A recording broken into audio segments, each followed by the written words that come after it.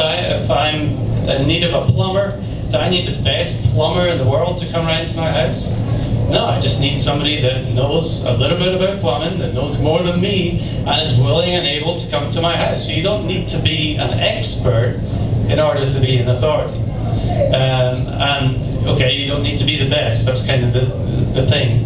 You don't need to be the best at what you do, as long as you're willing and able to help. And of course, it takes years to be an authority, doesn't it? No, it doesn't take years at all. I mean, all you have to do is, with any business, you can probably do a few courses or look at the training, and then all of a sudden you know more than 90% of the general population in a matter of a few hours to a few weeks of study.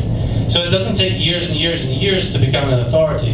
And then this is all leading up to the final question here, is you are not ready to step up as an authority right now.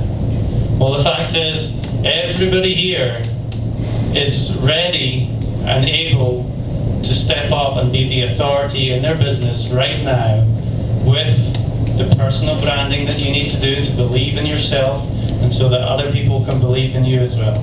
So we've got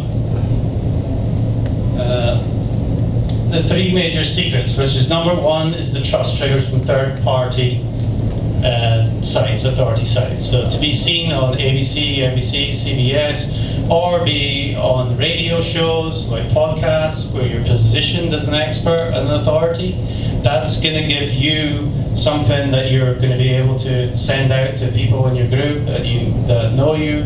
They might just see it on your Facebook profile, or you can create videos. Now, to talk about what Craig was saying earlier, the 15 minutes of fame, everybody's got their 15 minutes of fame. Think about the Chewbacca woman. Everybody familiar with her from a couple of months ago? I mean, she put a Chewbacca thing on her face and laughed, and all of a sudden she got her 15 minutes of fame. Well, that's all fine and well, but unless she is able to repeat that, that's all she's ever going to be. Now, she got a lot from that, which was great, but unless you have that pattern of authority and are able to repeat something and be in front of people over and over again, you're not going to get the recognition that you deserve. And then finally is write the book. Nothing says authority like an author. So we want to be able to put our expertise and our knowledge and everything else in writing, so that something is there for that legacy piece. With June and Sandy's book that we were a part of, that's something that they're going to be able to pass out, and that story that we told and everybody in that book is going to be passed from person to person to person. You never know who's going to read it and like your story and want to become part of your business. Now, as far as the network marketing book, it doesn't have to be a whole book yourself.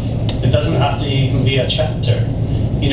One of the great things about network marketing is everybody does it differently. So even just your number one tip, we can create a tips book where you have maybe 50 people in one book, and all giving their best tips on network marketing and how to build that business.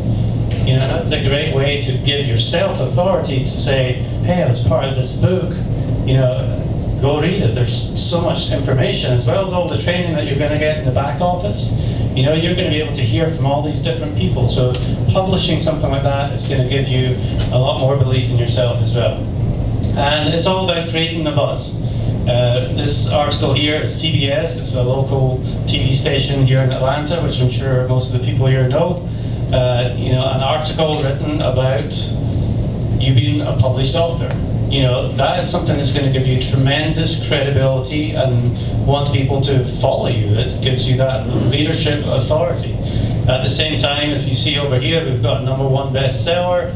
You can see it on the book. There's multiple people in the book, and if you can see down at the bottom, it's got lots of likes and shares. Basically, it's all about creating the buzz, that people know that you're there. This is the publishing part.